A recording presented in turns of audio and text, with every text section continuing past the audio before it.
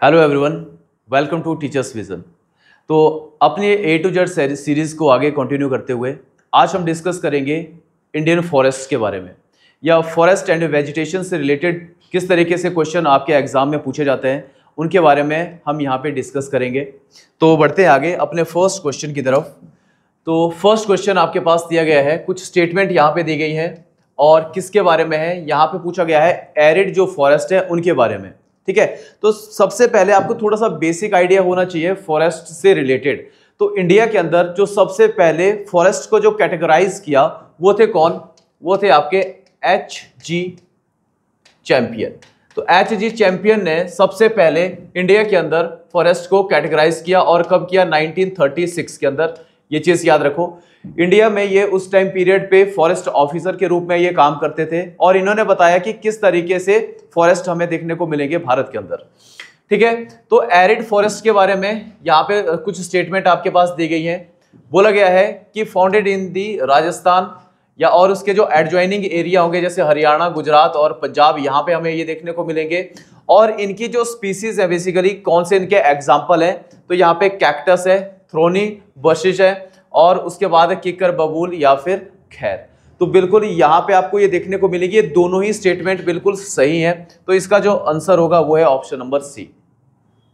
Thorn forest आपको देखने को मिलेंगे ऐसे एरिया के अंदर देखने को मिलेंगे जहां पे जो रेनफॉल होगा, तो ये भी आपने याद रखना है कि जहां पे जो रेनफॉल हमें देखने को मिलेगा अप्रोक्सीमेटली 50 सेंटीमीटर के आसपास रहेगा। और जहां पे कम बारिश होगी तो आपको इस तरीके के जो ट्री हैं वो देखने को मिलेंगे। ठीक है, और ये सारे जो ट्री होते हैं ये कैसे होते हैं, कई बार ये भी पूछ लिया जाता है, ये डीप रूटेड ट्री हैं।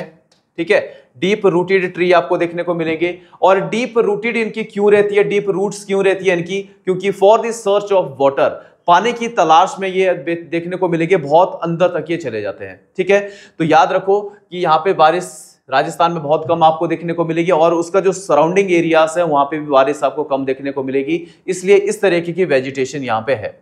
आगे बढ़ते हैं हमारे नेक्स्ट क्वेश्चन की तरफ को। पूछा गया है रबर, महोगनी, ये किस टाइप के फॉरेस्ट के एग्जाम्पल है? ठीक है, या फिर रबर, महोगनी, और यहाँ पे कई बार पूछ लिया जाता है जैसे एक इबोनी हो गया। ठीक है, और उसके बाद एक और आपको देखने को मिलेगा रोजवुड। तो ये सारे किस टाइप के फॉरेस्ट के एग्जाम्पल हैं? या क्या ये ट्रॉपिकल एवरग्रीन फॉरेस्ट के एग्जाम्पल है, डेसिडियस फॉरेस्ट के, मेडिटेरेनियन या फिर मैंग्रोव फॉरेस्ट के? तो इसका जो राइट आंसर है वो है आपका ट्रॉपिकल एवरग्रीन फॉरेस्ट। तो थोड़ा सा आपको आइडिया इनके बारे में भी होना चाहिए। एवरग्रीन फॉरेस्ट की हम बात करेंगे, ये ऐसे एरिया के अंदर होंगे जहां पे रेनफॉल कितना रहेगा, मोर देन 200 सेंटीमीटर। ठीक है, तो इतना रेनफॉल अगर किसी पर्टिकुलर एरिया के अंदर है तो वहां पे ये आपको देखने को मिलेंगे ये फॉरेस्ट। इंडिया की अगर हम बात करें कि भारत में ये कहां पे होंगे, तो आपको देखने को मिलेगा जो वेस्टर्न स्लोप ऑफ वेस्टर्न घाट। तो वेस्टर्न घाट आपको देखने को मिलेगा, ये पर्टिकुलर एरिया वेस्टर्न घाट है। ठीक है, और इसकी जो वेस्टर्न स्लोप आपको ये देखने को मिलेगी, तो मतलब ये वाला जो एरिया है यहां पे आपको देखने को मिलेंगे जो ट्रॉपिकल एवरग्रीन फॉरेस्ट है। ठीक है, तो यहां पे क्योंकि यहां पे हाईली आपको एल्टीट्यूड भी देखने को मिलेगा, इस पर्टिकुलर एरिया के अंदर हाइट ज्यादा है, इसलिए यहां पे जो मॉनसून आती है ये हाइट क्या करती है, उनको ब्लॉक करती है। और ब्लॉकेज की वजह से जो केरला वाला जो इलाका है, ठीक है, और सराउंडिंग जैसे हम बात करते हैं यहाँ पे कर्नाटका की और सम पार्ट ऑफ तमिलनाडु, यहां पे आपको देखने को मिलेगा ट्रॉपिकल एवरग्रीन फॉरेस्ट।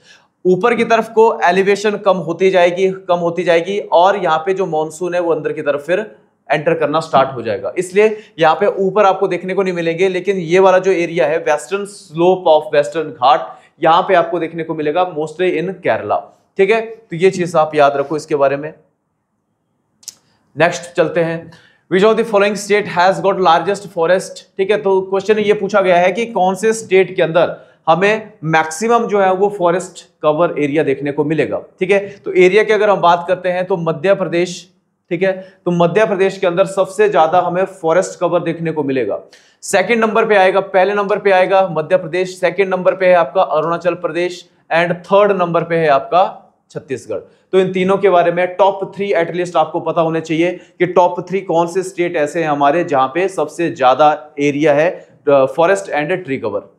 लेकिन दूसरा क्वेश्चन कई बार ये पूछ लिया जाता है, ये तो एरिया के हिसाब से है, लेकिन अगर आपसे परसेंटेज वाइज अगर पूछ लिया जाए कि मैक्सिमम कौन सा स्टेट ऐसा है जहां पे मैक्सिमम आपको फॉरेस्ट कवर देखने को मिलेगा, ठीक है, तो वो आपको देखने को मिलेगा कौन सा स्टेट की अगर हम यहां पे बात करते हैं तो मिजोरम। मिजोरम में आप एक ऐसा स्टेट है जहां पे आपको फॉरेस्ट ही फॉरेस्ट देखने को मिलेगा। सेकंड नंबर पे आता है आपका अरुणाचल, ठीक है, अरुणाचल प्रदेश जो कि यहां पे भी सेकंड नंबर पे है। तो अरुणाचल प्रदेश आपका एरिया वाइज भी सेकंड नंबर पे है एंड इन परसेंटेज वाइज भी सेकंड नंबर पे है। एंड थर्ड नंबर पे आएगा आपका मेघालय। तो ये आपको याद रख सकते हो, top 3 percentage wise and top 3 जो है वो आपको एरिया वाइज कौन कौन से स्टेट हमें देखने को मिलेंगे। नेक्स्ट चलते हैं आगे।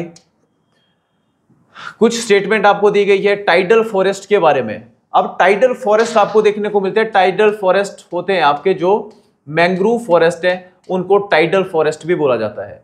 ये जो टाइडल फॉरेस्ट आपको देखने को मिलेंगे ये देखने को मिलते हैं जो आपका कोस्टल वाला जो रीजन है वहां पे मैक्सिमम देखने को मिलेगा, ठीक है। तो जैसे these forest are found in those marshy areas where fresh water और रिवर कंटिन्यूअसली मिक्स हो रही है किसके साथ है, जो स्लाइन वाटर है। बिल्कुल जैसे मैंने आपको बताया यहाँ पे कि जो मैंग्रोव फॉरेस्ट है ये भारत के अंदर आपको देखने को मिलेंगे कहां पे, जहां पे कोस्टल एरिया यहाँ पे बन रहा है। मतलब यहाँ पे जैसे सुंदरबन की बात हम करते हैं, सुंदरबन डेल्टा के बारे में पहले भी हम डिस्कस कर चुके हैं। गोदावरी कृष्णा का कावेरी का डेल्टा आपको देखने को मिलेगा, ठीक है। यहाँ पे वेस्टर्न घाट से कुछ रिवर्स आती है, यहाँ पे कर्नाटका के अंदर भी देखने को मिलेंगे, ठीक है। इसके बाद आपको गुजरात के अंदर भी देखने को मिलेंगे। मतलब आपको इंडिया के अंदर हर जगह पे मैंग्रोव फॉरेस्ट देखने को मिलेंगे। भले ही उन वो एरिया में जैसे सुंदरबन में हमें देखने को मिलेंगे मैक्सिमम है, और बाकी जैसे गुजरात के अंदर है कम देखने को मिलेंगे, लेकिन है वहां पे जो मैंग्रोव फॉरेस्ट। दूसरा है in India these forest are mainly found in the coastal of Orissa, Sundarban, ठीक है, वेस्ट बंगाल एक्सेट्रा। बिल्कुल ये दोनों स्टेटमेंट आपको यहाँ पे सही देखने को मिलेंगी, ठीक है। तो both of the statements are correct. अब आगे चलते हैं हमारे नेक्स्ट क्वेश्चन पे। In which year first national forest policy, तो भारत के अंदर जो पहली जो नेशनल पॉलिसी है बेसिकली वो कब आई, तो यहां पे याद रखना है 1952 के अंदर फर्स्ट फॉरेस्ट पॉलिसी जो थी वो आई थी। और इसी फॉरेस्ट पॉलिसी के अकॉर्डिंग बोला गया था कि जैसे इंडिया के अंदर टोटल ज्योग्राफिकल एरिया का कितने परसेंट एरिया पे फॉरेस्ट कवर होना चाहिए, तो कितने में होना चाहिए, 33% पे होना चाहिए। लेकिन कितने में है अभी आपको देखने को मिलेगा 21.71%। इतना जो है वो अभी इंडिया का फॉरेस्ट एंड ट्री कवर है, लेकिन चाहिए कितना, 33%। उसके बाद सेकंड पॉलिसी आपको देखने को मिलेगी 1988 के अंदर आती है। लेकिन सबसे पहले जो फॉरेस्ट के बारे में सोचा गया कि भाई फॉरेस्ट हमारे लिए इतने ज्यादा जरूरी है, ठीक है, किस तरीके से प्लांटेशन वेजिटेशन बढ़ाई जा सके, तो वो सोचा कब, 1952 के अंदर सबसे पहली फॉरेस्ट पॉलिसी निकल के आती है।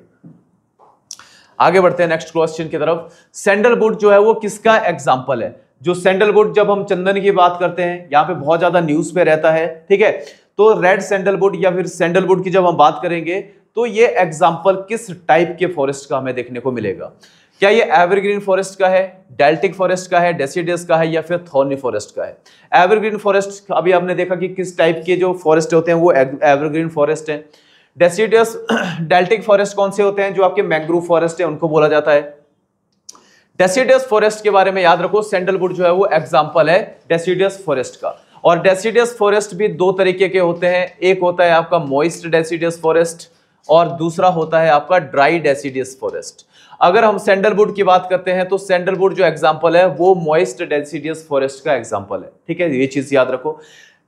दूसरा डेसिडियस फॉरेस्ट के बारे में याद रखो कि डेसिडियस फॉरेस्ट है, इनको क्या बोला जाता है, मॉनसून फॉरेस्ट भी बोला जाता है, ठीक है, मॉनसून फॉरेस्ट भी इनको बोला जाता है। अगर आपसे पूछ लिया जाए कि इंडिया के अंदर सबसे ज्यादा किस टाइप के फॉरेस्ट आपको देखने को मिलेंगे, तो इंडिया के अंदर मॉनसून फॉरेस्ट सबसे ज्यादा देखने को मिलता है, या फिर डेसिडियस फॉरेस्ट इंडिया के अंदर मैक्सिमम एरिया के अंदर हमें देखने को मिलेगा, ठीक है। आगे चलते हैं। Where is the headquarter of Indian council of forestry research and education. One liner question है, डायरेक्ट क्वेश्चन है, तो इसका जो राइट आंसर है वो आपको उत्तराखंड के अंदर देहरादून के अंदर देखने को मिलेगा, ठीक है। नेक्स्ट क्वेश्चन है, which of the following statements correct about mangrove के बारे में ये बेसिकली स्टेटमेंट आपको पूछी गई है। Mangroves can survive in high temperature area, ठीक है, और उसके बाद mangroves can be found in Gujarat. दो स्टेटमेंट यहाँ पे दी गई है, ठीक है। तो अभी आपने देखा कि भाई मैंग्रोव फॉरेस्ट जो आपको देखने को मिलेंगे वो देखने को मिलते हैं कोस्टल एरियाज के अंदर, ठीक है। यहाँ पे देखने को मिलेंगे, इस पर्टिकुलर एरिया के अंदर देखने को मिलेंगे, सुंदरबन में देखने को मिलेंगे। तो ये एरिया कैसा एरिया है, ये हमें देखने को मिलता है, ये हाई टेम्परेचर वाला एरिया है। ये टेम्परेट जो जगह है, जैसे हम बात करते हैं यहाँ पे नॉर्थ इंडिया की अगर हम बात करते हैं तो यहाँ पे मैंग्रोव फॉरेस्ट नहीं होंगे, क्योंकि ये ऐसे एरिया के अंदर होंगे जहां पे fresh water basically saline water के साथ मिक्स हो रहा है, और वो होता है आपका कोस्टल एरियाज, ठीक है। और मैंग्रोव फॉरेस्ट गुजरात में भी मिलते हैं, बिल्कुल सही बात है, ठीक है। गुजरात के अंदर भी आपको मैंग्रोव फॉरेस्ट जो है वो देखने को मिलते हैं, तो इसलिए ये स्टेटमेंट्स भी बिल्कुल सही है, बोथ आर करेक्ट।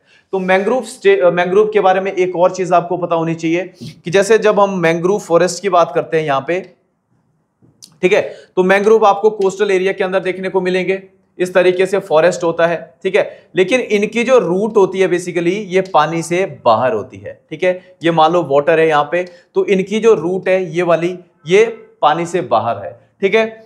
और इसी को क्या बोला जाता है, ये स्पेशल रूट आपको देखने को मिलेगी मैंग्रोव फॉरेस्ट की। और ये मैंग्रोव फॉरेस्ट की जो स्पेशल रूट है, इसका नाम दिया गया है, इसको बोला जाता है न्यूमेटाफोरस, ठीक है। तो न्यूमेटाफोरस बेसिकली क्या है, पूछ लिया जाता है कई बार कि न्यूमेटाफोरस है क्या।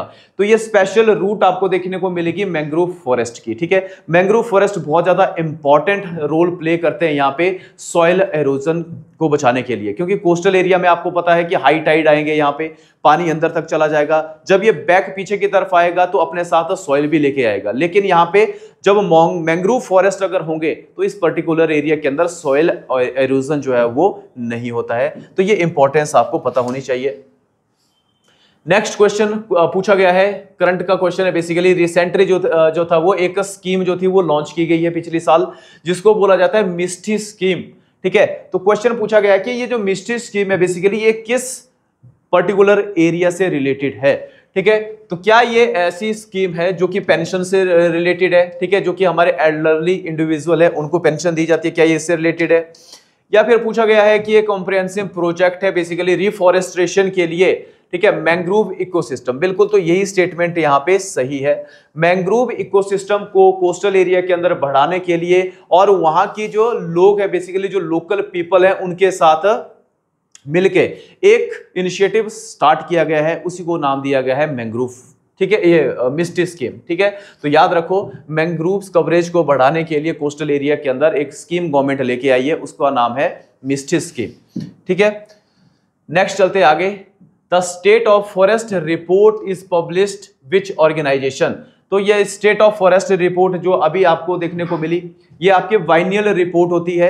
बाइनियल रिपोर्ट का मतलब है कि हर 2 साल के अंदर आपको ये देखने को मिलेगी, ठीक है, जिसके अंदर बताया जाता है कि इंडिया के अंदर total forest and tree cover कितना है, कौन सा स्टेट के अंदर जो maximum forest and tree cover देखने को मिलेगा, कौन से स्टेट ऐसे हैं जहां पे हमें फॉरेस्ट का डिक्लाइन देखने को मिलेगा। तो फॉरेस्ट के बारे में हर चीज जो हमें बताएगा वो बताता है फॉरेस्ट रिपोर्ट बताती है, और फॉरेस्ट सर्वे ऑफ इंडिया जो है वो इसको पब्लिश करता है, ठीक है। तो ministry of forest and climate change के अंडर ये बेसिकली ये डिपार्टमेंट आता है, ठीक है। तो ये चीज भी आपने याद रखनी है, ठीक है। तो यहां पे जो फॉरेस्ट से रिलेटेड हमारे कुछ एमसीक्यूज थे वो यहाँ पे कंप्लीट होते हैं। तो याद रखना है आपने कि किस तरीके से फॉरेस्ट इंडिया के अंदर हमें देखने को मिलता है, कौन कौन से टाइप के फॉरेस्ट हमें देखने को यहाँ पे मिलते हैं, ठीक है। मिलते हैं अब नेक्स्ट वीडियो के अंदर। जय हिंद।